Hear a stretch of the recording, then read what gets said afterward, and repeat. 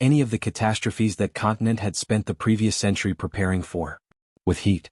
With 9 consecutive days of temperatures that European cities were not designed for, that European hospitals were not staffed for, that European homes were not built for, and that European governments were not ready to acknowledge as an emergency until the bodies had already been counted. The final number, 70,000 excess deaths across the continent between June and August 2003, did not exist as a number until researchers assembled it 18 months later from mortality statistics across 12 countries. In August 2003, while it was happening, nobody knew how many people were dying because nobody was counting in real time. The deaths were quiet. They happened behind closed shutters in apartments that had become ovens. They happened in nursing homes where staff had gone on summer holiday. They happened to people who lived alone and whose names would not appear in any account of the crisis until a neighbor noticed days later that something was wrong. France lost 14,800 people in 2 weeks. That number took 4 months to calculate. To understand what happened in August 2003, you need to understand what Europe in August normally is. August in Europe is not a working month. This is not a stereotype, it is a structural feature of how the continent organizes itself. Governments operate on skeleton staff. Hospitals run reduced rosters. The medical establishment, like much of the professional class, takes its vacation in August because August in Northern and Central Europe is temperate and pleasant and has historically been the time of year least likely to produce emergencies. The French health minister was on vacation when the heat began. The prime minister was on vacation. A significant portion of the country's GPs were on vacation. The staff at nursing homes across the country had scheduled their annual leave for August with the reasonable expectation, based on every August that had come before, that August would not require them. August 2003 required them. The heat arrived from the Sahara. A blocking high-pressure system, a mass of hot, dense air that sat over Western Europe and refused to move, began building in late July. By the first week of August it had established itself over France, Spain, Portugal, Italy, Germany, the Netherlands, and the United Kingdom simultaneously. The blocking pattern prevented the Atlantic weather systems that normally cycle through Europe every few days from moving in. The cool fronts that would ordinarily break the heat could not penetrate the high-pressure dome. The result was not simply a hot week. It was a hot week with no end in sight and no night relief. Paris recorded overnight temperatures that did not drop below 25 degrees Celsius for 9 consecutive nights. In a city where air conditioning was present in approximately 2% of private residences, because air conditioning had never been necessary in Paris in living memory, 25 degrees overnight meant that apartments built of stone, which had been absorbing heat all day, radiated that heat back into living spaces throughout the night. The stone walls of Haussmann-era Paris, the beautiful uniform buildings that line the boulevards and that tourists photograph because they look exactly like Paris should look, are extraordinarily good at 2 things: keeping heat out in moderate temperatures and trapping heat inside once they have absorbed it. In a normal August they are ideal. In a 40-degree August they become the mechanism of death. Eugénie Aubert was 81 years old and lived on the 6th floor of a building in the 11th arrondissement of Paris. Her apartment faced south. It had one window that opened fully and one that was stuck. Had been stuck for 2 years, since her arthritis had made it impossible to apply the force needed to free it. She had asked her building manager to fix it. He had not fixed it. She had a daughter named Sylvie who lived in Lyon 4 hours away who called every Sunday. The call on Sunday, August 3rd was normal. Eugénie said she was warm but managing. She said Paris was very hot. She said she was drinking water and resting. She said there was no need for Sylvie to come. Sylvie believed her. There was no particular reason not to. Her mother had been independent and clear-minded and capable of assessing her own situation for 81 years. The heat was not pleasant, but it was heat, not a catastrophe, and the news was not calling it a catastrophe, and the government had not called it a catastrophe, and so it was heat. The temperature in Eugénie's south-facing 6th-floor apartment on Monday, August 4th reached 42 degrees Celsius by 3 p.m. The temperature outside was 38. The temperature inside was higher because the stone walls had been absorbing heat for 6 days. She had a fan. The fan moved air that was 42 degrees around a room that was 42 degrees. The fan did not cool her. It dried her sweat faster than it could form, which meant her cooling system consumed fluid at a rate she was not replacing, because at 81 years old the sensation of thirst is diminished. A physiological reality that means elderly people are chronically underhydrated in heat without knowing it, without feeling the signal that in a younger person would drive them to drink. She drank 2 glasses of water that day. She needed 12. 300 kilometers south in the city of Montpellier, a 44-year-old emergency room physician named Dr. Laurent Brochard arrived at his hospital on the morning of August 5 and found something he had not seen before in 17 years of emergency medicine. The waiting room was full. Not normally full. Emergency rooms in France are always busy. Full in a different way. Full with old people who had been brought in by neighbors or family members or found by social workers, and who presented with a clinical picture that was consistent across all of them. Hot dry skin, confusion, elevated core temperature, low blood pressure, signs of dehydration that in some cases had been developing for days. He treated 9 heatstroke patients that morning. By afternoon there were 14 more. By the end of his shift he had seen more heatstroke cases in one day than in the previous 17 years combined. He called the regional health authority and described what he was seeing. He was told that reports were coming in from across the region. He asked what the protocol was. There was a pause on the line. There was no protocol. France had a national heat wave plan, a plan canicule, but it did not exist yet in August 2003. It would be created in 2004, after the bodies had been counted, after the investigations had been completed, after the politicians had finished explaining why what happened was not their fault and had then, quietly, made sure it could not happen again in exactly the same way. In August 2003 there was no plan. There was a physician in Montpellier calling a regional authority and being told that reports were coming in, and that was all. He went back to work. In Paris, in a nursing home in the suburb of Maisons-Alfort, 43 elderly residents were under the care of a reduced summer staff. The home's director was on vacation. The deputy director was managing. The air conditioning system, a window unit in the common room, had developed a fault on August 3 and a repair technician had been called but had not yet arrived because repair technicians in France in August were, like everyone else, not entirely present. The common room was the coolest place in the building. It was 36 degrees. The residents' rooms were hotter. A care worker named Fatima, 23 years old, had been at the home for 8 months. She was not on vacation because she had used her vacation days in June. She was working a double shift because 2 colleagues had called in sick. She was moving between rooms with wet cloths and water cups, doing what she could with what she had, which was not enough, and she knew it was not enough, and she called the deputy director and told him it was not enough, and the deputy director called the health authority and the health authority told him to ensure residents were hydrated and to monitor for signs of distress. Fatima was already doing both of those things.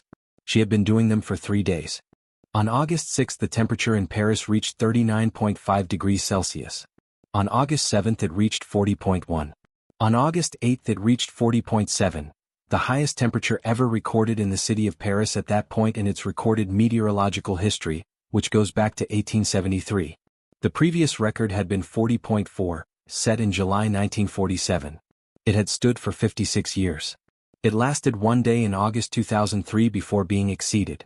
The television news covered it the way television news covers unusual weather, with graphics and meteorologists and a tone of mild amazement that was not alarm.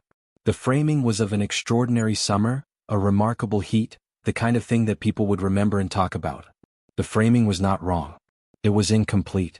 The part of the story that the television news did not yet have the numbers to tell was happening behind closed shutters in apartments across the city, in nursing homes with broken air conditioning, in the top-floor rooms of buildings where heat collects and does not leave.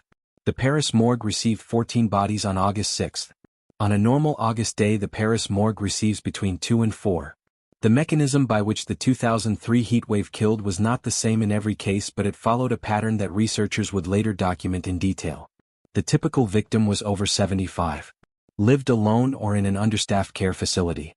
Had a pre-existing condition, cardiac, respiratory, renal, that reduced their physiological tolerance for heat stress. Was in a top-floor apartment or a south-facing room. Had limited mobility that prevented them from going somewhere cooler.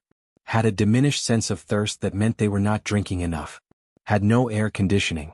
Had windows they could not fully open or had windows they kept closed because of street noise or because opening them admitted hot air from outside that felt worse than the hot air inside, which was an understandable instinct and a physiologically incorrect one. Even hot outside air circulates and circulation slows the rate at which the body's core temperature climbs.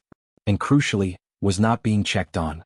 This last factor, the absence of regular human contact, is what converted the heat from a serious medical risk into a mass casualty event.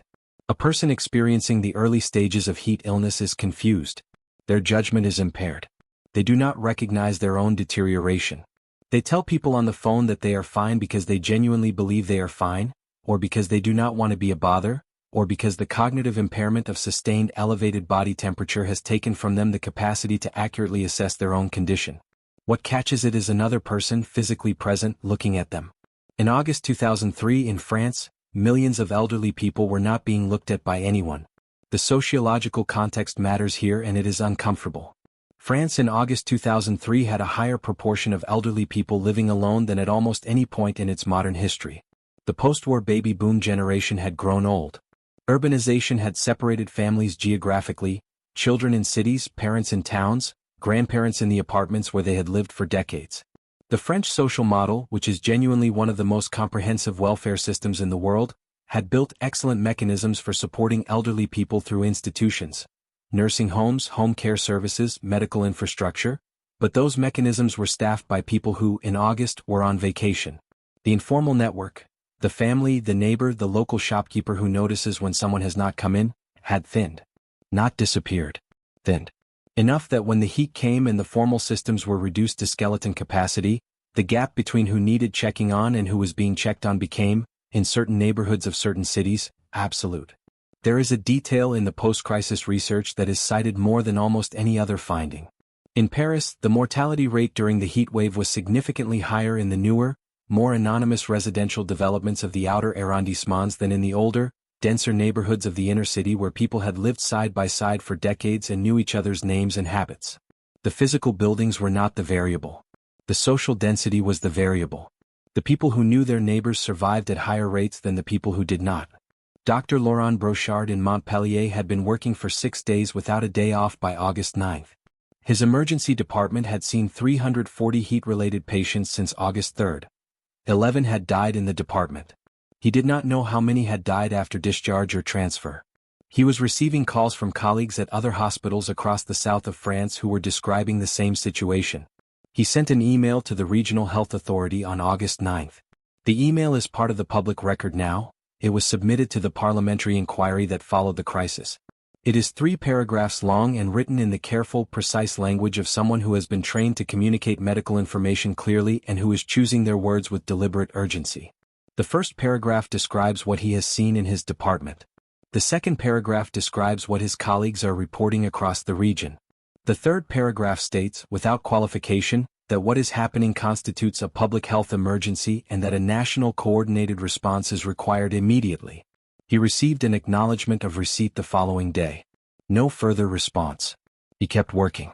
In Paris, the bodies were accumulating faster than the system could process them. The Institut Médico-Legal, the Paris Forensic Institute, had a normal cold storage capacity for approximately 80 bodies. By August 9 it held over 200. The director contacted the city government and requested emergency refrigeration capacity. The city government contacted a refrigeration company that supplied units to the food industry, large refrigerated containers, the kind used to store produce. The containers were delivered to a parking facility adjacent to the institute. They were filled within 2 days. The French military was eventually called in to assist with body storage and transport. The logistics of the dead became, briefly, a military operation. Not because the military was the appropriate institution for this task, but because they had the vehicles, the personnel, and the organizational capacity to move large numbers of bodies efficiently, and efficiency was what the situation required. In the parking facility with the refrigerated containers, workers found personal effects that had been brought with the bodies: identity papers, medication lists, the small items that had been in pockets or beside beds. Some of the bodies had been in apartments for 4 or 5 days before anyone had found them. Several had notes, shopping lists, phone numbers, medication schedules, written in the handwriting of people who had been alive and organized and going about their lives until the heat had crossed a threshold their bodies could not manage. One body was found with a postcard she had been writing to her grandchildren. She had not finished it. The French government acknowledged the crisis publicly on August 11. This is the date that appears in official accounts, the date on which the health minister interrupted his vacation and returned to Paris and appeared before the cameras and used the word canicule, heat wave, and acknowledged that people were dying in numbers that required a national response. August 11 was 8 days after the heat had begun killing people at elevated rates. The decision to return was not made because the government had discovered the scale of what was happening. The scale would not be known for months. The decision was made because the situation had become impossible to not acknowledge, because the hospitals were publicly overwhelmed, because the bodies in the refrigerated containers had become known to journalists, because doctors across the country had been raising alarms that were now being reported in the press. The acknowledgement came not because the government had been monitoring the situation and responded to the data. It came because the situation had become visible enough that not responding was no longer politically viable. This distinction matters. It is the difference between a system that detects an emergency and responds, and a system that waits until an emergency has become a scandal before it moves. The French system in August 2003 was the second kind. The plan canicule that was created in 2004 was designed, specifically and explicitly, to make it the first kind. Whether it succeeded is a question with a complicated answer that depends on which subsequent heat events you examine. Sylvie called her mother on Sunday, August 10th. The phone rang for a long time. Eugenie did not answer. Sylvie called again in the evening. No answer. She called the building manager. The building manager knocked on the door. No answer. He used his master key. Eugenie was in the armchair beside the window that opened. The fan was still running. The apartment was 44 degrees. She was breathing. Her skin was hot and dry, and when the building manager said her name, she turned toward the sound very slowly and said something he could not understand. He called the emergency services. The line was busy. He called again. He reached an operator after 11 minutes and described what he was seeing and was told an ambulance would be dispatched, but current response times were extended due to call volume across the city. The ambulance arrived 47 minutes later. Eugenie's core temperature was 40.9 degrees Celsius. She was 81 years old and she had been alone in a 44-degree apartment for at least 2 days. She survived. Not everyone in her building did. The heat broke on August 13th. A cold front moved in from the Atlantic at approximately 4 p.m., dropping temperatures across France by 8 to 12 degrees within hours. In Paris, the temperature fell from 37 degrees to 25 degrees in 90 minutes. People opened their windows. Children ran into parks. Café terraces filled with people who sat in the suddenly bearable air and talked about how extraordinary the summer had been. In the refrigerated containers outside the Institut Médico-Legal, the bodies of people who had died alone in their apartments continued to wait. The counting began in the days after the heat broke. It was not a coordinated national count. It was the accumulation of local counts, municipal morgues, hospital death registries, nursing home records, the reports of family doctors who had been contacted about patients who had not survived, that began to flow toward the health ministry and the statistical agencies that would eventually assemble them into a number. The preliminary number, released in early September, was 3,000. Then it was revised to 7,000. Then 11,000. Then, in a paper published by the Institut de Veille Sanitaire in September 2003 based on excess mortality calculations, the statistical method of comparing actual deaths during a period to the expected baseline, the number reached 14,800 for France alone. 14,800 people above what the mortality statistics said should have died in France in those 2 weeks. Each revision was met with the particular silence of institutions absorbing information that changes the nature of what they are responsible for. The difference between 3,000 dead and 14,800 dead is not a rounding error. It is the difference between a bad week and the worst peacetime civilian death toll in France since the Second World War. The health minister, who had returned from vacation on August 11th, resigned in November. The process of identifying and claiming the dead took longer than the dying had. In the weeks after the heat broke, French funeral homes and morgues worked through a backlog that the system had not been designed to handle. The immediate logistical challenge, storing and processing the bodies, gave way to a secondary challenge that was in some ways more disturbing: finding the families. For the majority of the dead, families were found quickly. People who had been reported missing by worried relatives, people whose deaths had been witnessed or discovered by neighbors, people embedded in the ordinary social networks of the living. These cases resolved in days. But there were others. Estimates from the post-crisis investigations suggested that between 300 and 500 people who died in the Paris region during the heat wave had no family member who came forward to claim their body in the weeks immediately following the crisis. Not because families did not exist, in most cases they did, but because the death had not been communicated to them, or because the family had not been in contact recently enough to know their relative was dead, or in a smaller number of cases because the family knew and did not come. The bodies that were not claimed within a certain period were buried in a section of the Thiers cemetery south of Paris. The city of Paris arranged the burials. A municipal official read a brief statement at each one. In several cases there were no mourners. The unclaimed dead of the 2003 heatwave became, in France, a symbol of something that the country found difficult to name directly: A failure not of government alone, not of the medical system alone, but of the social fabric itself.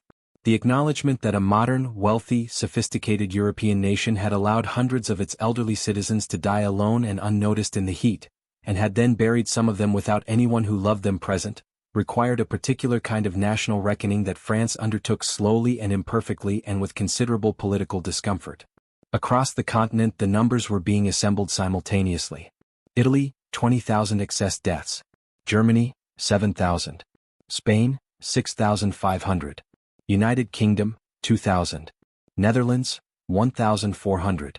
Portugal, 1,316. Belgium, 1,175. Country by country, the excess mortality statistics told the same story in different languages. An extraordinary heat event had moved across a continent that was structurally unprepared for it, not just logistically, not just medically, but culturally. European countries in 2003 did not have heat as a category of emergency. Floods were emergencies. Storms were emergencies. Cold snaps were emergencies. Heat was something you complained about and managed and waited for to end. The research published in the months and years after 2003 changed that framing permanently, or tried to. It established that heat is the deadliest weather phenomenon in Europe, killing more people in a bad year than floods, storms, and cold combined. It established the specific vulnerability profiles: elderly, isolated, top-floor apartments, pre-existing cardiac and respiratory conditions, with enough precision that targeted interventions became possible. It established the mechanism of excess mortality clearly enough that subsequent heat events could be measured against a baseline in real time rather than reconstructed months later from death certificates. Whether the lessons were absorbed is a different question. Fatima, the care worker in the Maisons Alfort nursing home, had worked 17 consecutive days by the time the heat broke. She had not taken a day off because there was nobody to cover for her.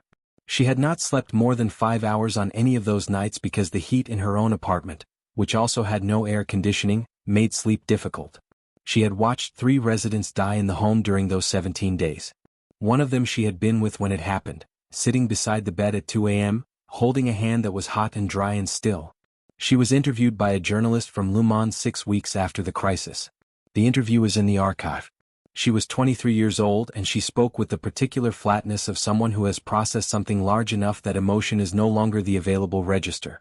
She said she was not angry. She said anger required energy she did not have. She said what she wanted was for someone to explain to her why the repair technician had not come to fix the air conditioning before August, and why the staff schedule had been arranged so that August was the month with the fewest people working, and why when she had called the deputy director and told him it was not enough the answer had been to monitor and hydrate rather than to send more people or move residents somewhere cooler. She said she already knew the answers to these questions. She said she was asking them anyway because asking them was the only thing she had left to do with them. She left the care sector the following year. She trained as an electrician. In the interview she said she wanted to work on air conditioning systems. She was not being ironic. The parliamentary inquiry published its report in February 2004. It ran to several hundred pages and contained findings that were damning in the way that official documents are damning, carefully worded, thoroughly sourced, and implicating enough institutions simultaneously that the accountability was distributed thin enough that no single party bore the full weight of it. The report found that the heat wave had been foreseeable. European climate scientists had been publishing research since the 1990s predicting that extreme heat events of greater frequency and intensity were a consequence of climate change that Mediterranean and Central European countries needed to prepare for. The research existed. It had been read by people in health ministries. It had not been translated into operational planning. The report found that the early warning signals had been present and had not been acted upon. Hospitals and clinics across France had begun reporting unusual volumes of heat-related cases in the first week of August. The data existed in regional health authority systems. It had not been aggregated, analyzed, or escalated in real time because there was no system designed to do this. The Plan Canicule, created in 2004, created that system. In August 2003 it did not exist. The report found that the August vacation schedule of the medical establishment had directly contributed to the death toll in ways that were quantifiable. Regions with higher medical staffing during August recorded lower excess mortality than regions where the vacation schedule had more severely depleted available care. The report found, in its most uncomfortable section, that a significant proportion of the dead had been elderly people living alone whose isolation had been known to social services, to family members, or to local authorities, and whose vulnerability had not been acted upon before the crisis because the crisis had not been recognized as a crisis until it was already catastrophic. The report recommended the Plan Canicule. It recommended mandatory welfare checks on registered vulnerable individuals when heat alerts were issued. It recommended minimum staffing requirements at care facilities during summer months. It recommended public education campaigns about heat risk targeting both elderly people and their families. Most of these recommendations were implemented. France's subsequent performance in heat events improved measurably. The 2019 European heat wave, which was in several locations hotter than 2003, killed approximately 1,500 people in France. Still too many. Dramatically fewer than 14,800. The difference between 14,800 and 1,500 is what a plan looks like when it exists and functions. Eugenie Aubert spent 11 days in hospital. She was discharged in late August with a walker she had not needed before and a recommendation to move to a lower floor or to a facility where she would have more regular contact with other people. She moved to the third floor of her building. Sylvie came to Paris and stayed for 2 weeks and fixed the stuck window herself using a combination of lubricant and force and the particular determination of someone doing a task that should have been done 2 years earlier. The window opened. Eugenie lived for 4 more years. She died in 2007 in winter of causes unrelated to the heat. Sylvie was with her.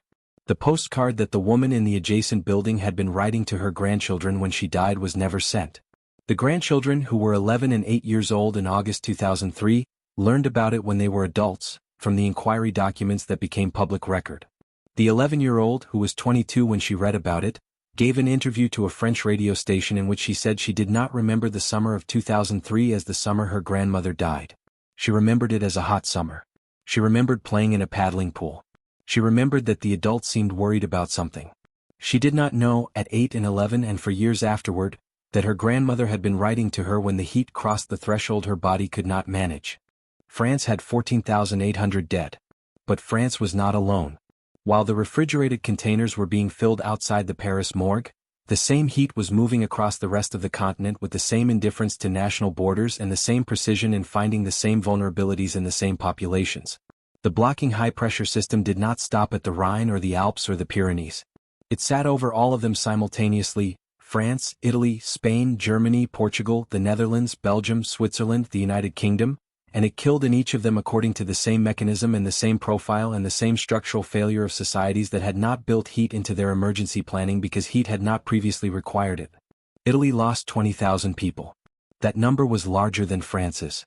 It received less international attention than France's, partly because the Italian government was slower to conduct the kind of excess mortality analysis that produces a definitive number, and partly because France's political crisis, the resignations, the parliamentary inquiry, the visible public reckoning, generated a narrative that Italy's response, which was more muted and more internally managed, did not.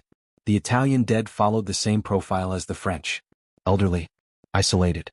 Urban. Top-floor apartments in cities built of stone and brick that absorbed the heat of the day and released it through the night. The Po Valley in northern Italy, Milan, Turin, the flat agricultural plain that is among the most densely populated regions of Europe, recorded temperatures above 40 degrees for 12 consecutive days. Milan, a city of 1.3 million people, had overnight lows that did not drop below 27 degrees for a week and a half. In the Lombard nursing homes, the story was similar to Maisons Alford. Summer staffing. Reduced rosters.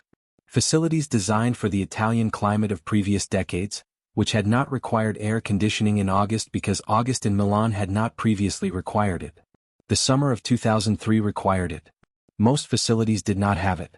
Spain recorded 6,500 excess deaths with a distribution that differed from France and Italy in one significant way. The Spanish dead were more evenly distributed across age groups. Spain in 2003 had a higher proportion of multi-generational households than France. Grandparents living with adult children and grandchildren was more common as a living arrangement, meaning the elderly were less likely to be alone. The Spanish deaths were concentrated more heavily in the agricultural south and west, where outdoor workers, farm laborers, many of them migrants from North Africa and Latin America, were exposed to the direct heat of fieldwork in temperatures that reached 47 degrees in Extremadura and Andalusia. The Spanish agricultural workers who died in August 2003 left almost no trace in the official record. They were seasonal laborers, many undocumented, working in conditions that the labor inspectorate could not fully monitor and that employers had no particular incentive to report when something went wrong. The excess mortality statistics capture them as numbers in the regional death registries. Their individual stories, unlike those of the Parisian elderly whose deaths generated parliamentary inquiries and radio programs and published memoirs, were not told in any form that has survived. This is also part of the story of the 2003 heatwave. Who gets counted and who gets a story are not the same question. Portugal lost 1,316 people in a country of 10 million, proportionally one of the highest death rates in Europe. The Portuguese deaths were concentrated in the interior of the country, away from the Atlantic coast where sea breezes provided some relief, in small towns and villages where elderly residents lived in stone houses that were excellent at keeping out the moderate heat of normal Portuguese summers and catastrophic at managing the extreme heat of 2003.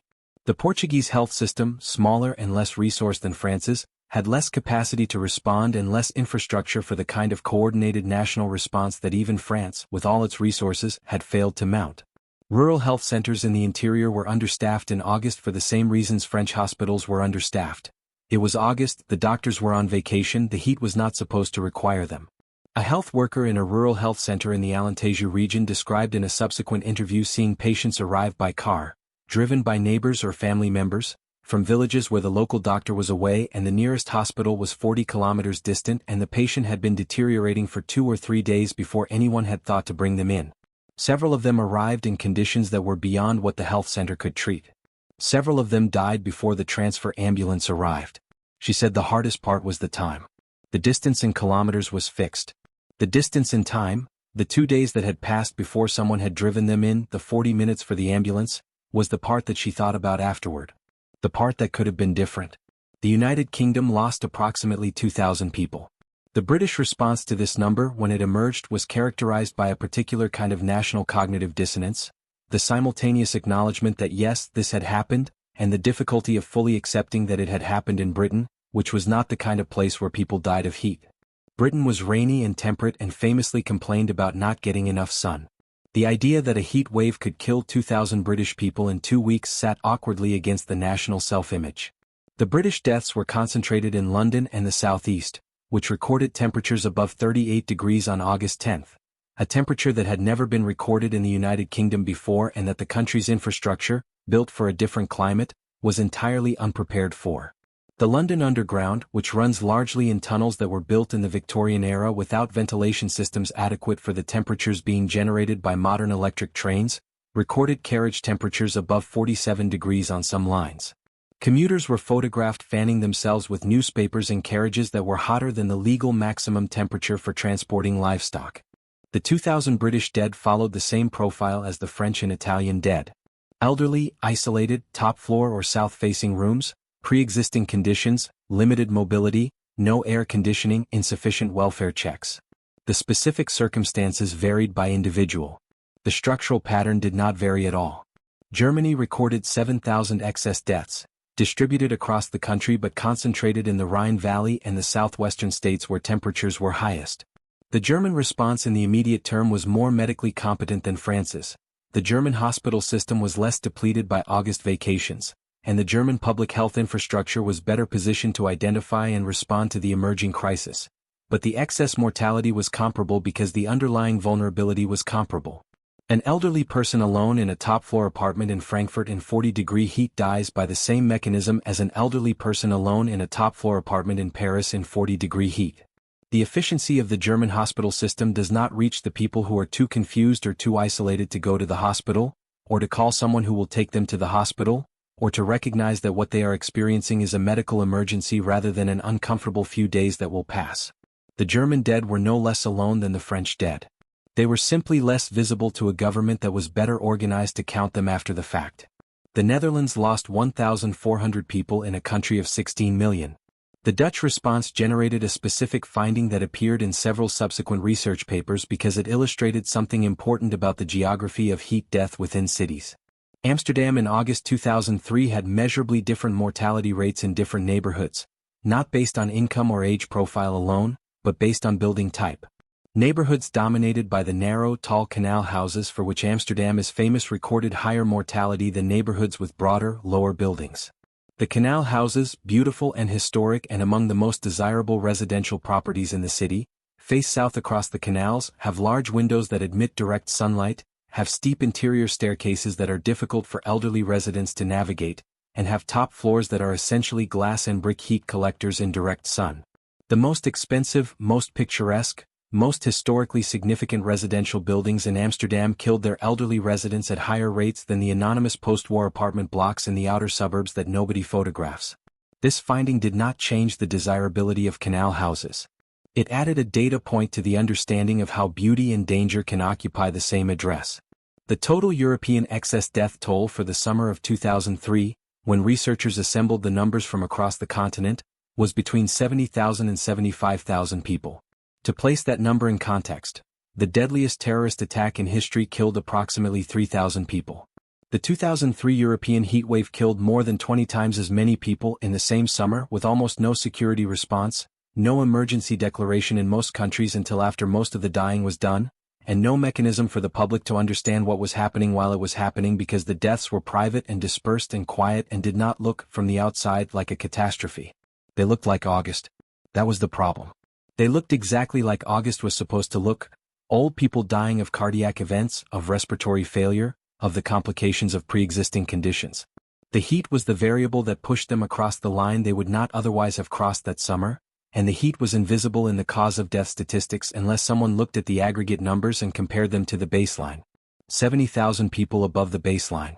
70,000 people who were alive in July and dead in August and whose deaths were recorded as something other than heat because heat was not a category on the death certificate, because heat was not something that killed people in Europe, because it was August and people died in August of the things that people died of, and the heat was the context not the cause, and contexts do not appear on death certificates.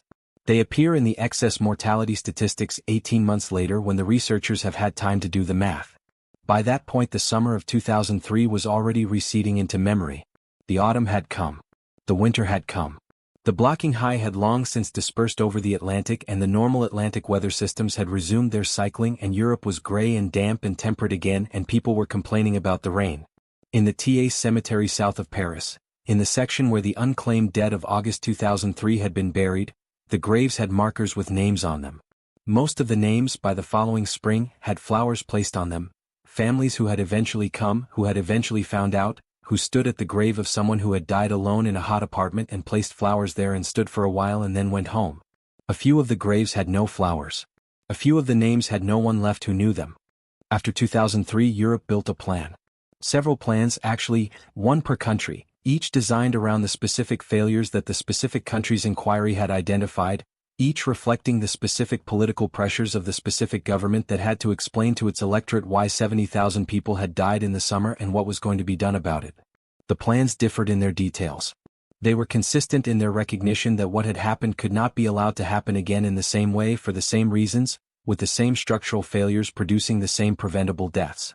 France's Plan Canicule is the most studied because France's crisis was the most visible and France's response was the most documented. It created a 4-level alert system, green, yellow, orange, red, with specific mandatory actions triggered at each level. At Orange Alert, prefectures are required to activate welfare check programs for registered vulnerable individuals. At Red Alert, local authorities must open cooling centers, hospitals must suspend elective procedures and reallocate capacity, and nursing homes must implement heat protocols regardless of staffing levels. The plan also created something that had not existed before. A registry.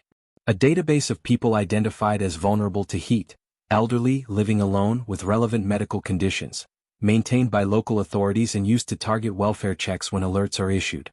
Registration is voluntary. In the years after 2003, hundreds of thousands of French people registered themselves or registered elderly relatives. The registry is imperfect. It captures the people who know about it and choose to use it.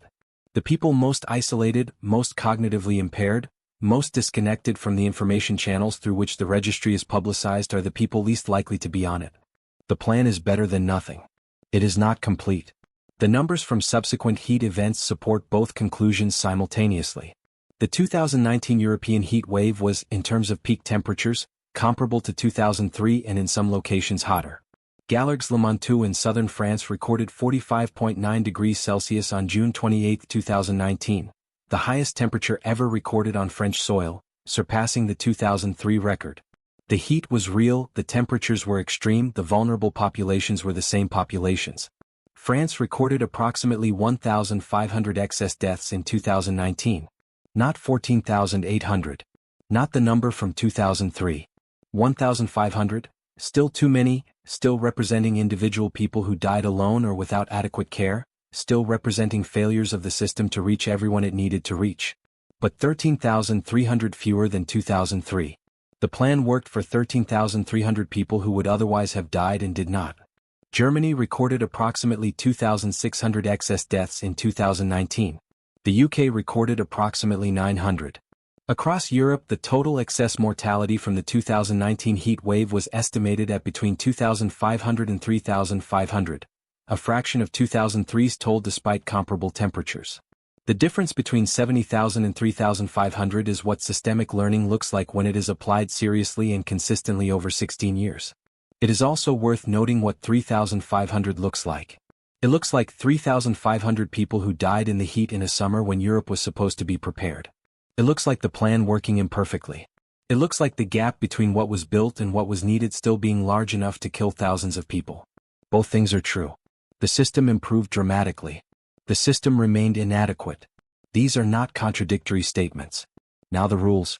Because this episode, like the others, ends with what can actually be done, not by governments, not by health systems, not by the institutions that failed in 2003 and improved after 2003 and will fail again in the next event in the ways they have not yet identified.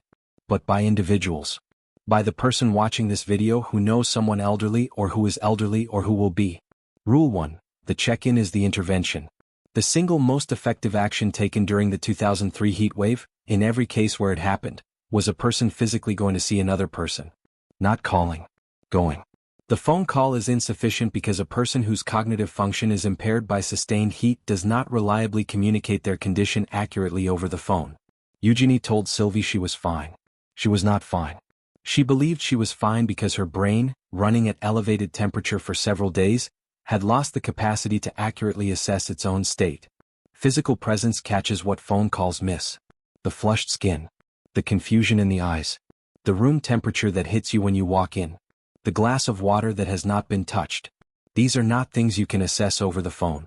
During a multi-day heat event involving anyone in your life who is elderly, living alone, or medically vulnerable, go. Not call. Go. If going is not possible, send someone. If sending someone is not possible, call the local authority welfare line or the emergency services non-urgent line and request a welfare check. These services exist in every European country now. They did not exist in most of them in 2003. Use them. Rule 2. Know the building before the heat arrives. Secrets. They are knowable in advance. If you live in such a building or if someone you are responsible for lives in such a building, identify the coolest room before the heat event begins. In most cases this is a north-facing interior room on a lower floor. It is not comfortable. It is survivable. Move there for the duration of the heat. Sleep there. Keep the door closed to trap the cooler air. Know where the nearest air-conditioned public space is. Library, shopping center, community center, and its opening hours. In many European cities these spaces are now designated cooling centers during heat alerts and remain open extended hours. Know this before you need it. Not during. Close shutters and external blinds during the day. This is counterintuitive to people from northern climates where the instinct is to open windows and let air in. In extreme heat with no breeze, opening windows during the day admits hot air. Keeping shutters closed keeps the interior temperature lower than the exterior. Open windows at night when the outside temperature drops below the inside temperature. The crossover point, when outside becomes cooler than inside, is the moment to ventilate. Missing this window extends the interior heat into the following day. Rule 3. Heat kills slowly enough to be stopped and quickly enough to be fatal if you wait. This is the rule that the 2003 heatwave demonstrates most clearly, and the rule that is hardest to act on because it requires overriding the instinct to wait and see. The people who died in August 2003 did not die on the first day of the heat. They died on the 4th day, the 5th day, the 6th day, after the accumulated deficit had reduced their physiological reserves to the point where a system that had been stressed for days could no longer compensate. The dying had been happening for days before it became visible. The window for intervention was open during those days. It closed gradually and then completely. The instinct to wait, to see if it gets better, to not want to make a fuss, to tell the daughter on the phone that everything is fine, is the instinct that the heat relies on. It is the mechanism through which the slow, quiet catastrophe assembles itself one apartment at a time. Act before the confusion arrives, because the confusion is the signal that the window is closing. Act on the second day of a heat event, not the fifth. Check on people on the second day, not after the phone goes unanswered for 2 days. The earliness of the intervention is not an overreaction. It is the point. There is a fourth thing that belongs in this episode and does not fit neatly into a rule. The 70,000 people who died in the summer of 2003 were, in the most direct sense, killed by heat. They were also killed by isolation. By the thinning of the social fabric that had left hundreds of thousands of elderly Europeans in apartments where days could pass without anyone who loved them knowing whether they were alive. By the August vacation schedule of a medical establishment that had not updated its assumptions about what August required. By building codes written for a climate that was already changing. By governments that had access to the scientific projections and had not translated them into operational planning. The heat was the proximate cause. The system was the enabling condition. This matters because the heat is getting worse. The blocking high-pressure events that produced the summer of 2003 are becoming more frequent as global temperatures rise. The 2019 event. The 2022 event, which killed an estimated 61,000 people across Europe. Still less than 2003, still evidence that the plans work, still evidence that the plans are not enough. The projections for 2050 suggest that summers like 2003 will be average summers. Not exceptional. Average. The plans that were built after 2003 were built for 2003. They were not built for the climate of 2050. Building them now, for the summers that are coming rather than the summers that have passed, is the work that is currently being done imperfectly and incompletely and in competition with 100 other political priorities.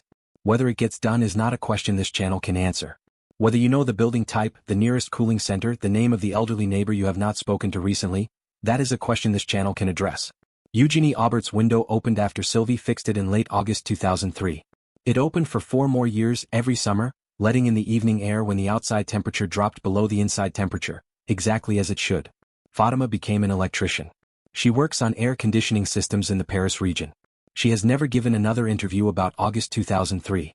The journalist from Le Monde who spoke to her in September of that year tried to reach her again in 2013, for a 10th anniversary piece. She did not respond. Dr. Laurent Brochard, the physician in Montpellier who sent the email on August 9 that received an acknowledgement and no response, became one of the leading researchers on heat-related illness in France. He has published extensively on heat mortality, heat vulnerability, and the clinical management of heat stroke. His work informed the Plan Canicule. His email is in the parliamentary record. The nursing home in Maisons-Alfort installed air conditioning in 2004. All of it. Every room. The funding came from a government program created specifically to retrofit care facilities following the inquiry recommendations. The repair technician who had been called about the common room unit in early August 2003 and had not arrived until after the heat broke was not named in the inquiry report. He was one of thousands of ordinary people inside the ordinary systems that had failed, and the report was not interested in naming ordinary people. It was interested in the systems. The systems were the point. They always are. This is heat limit. 70,000 people died in the summer of 2003 in a continent that considered itself too sophisticated, too modern, too well organized to allow this kind of thing to happen. They died quietly, behind closed shutters, in apartments that became ovens, in nursing homes that were understaffed because it was August and August was not supposed to require staff. The plans that were built after 2003 saved tens of thousands of lives in subsequent heat events. The plans were not enough. They are still not enough. The summers are getting hotter. Next episode, Mecca, June 2024.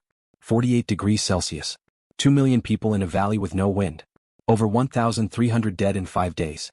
And the question that nobody has fully answered, is there a version of the Hajj that does not kill people, or has the combination of faith, geography, and climate produced something that human planning alone cannot solve? Subscribe. This information is free. The heat is not going anywhere.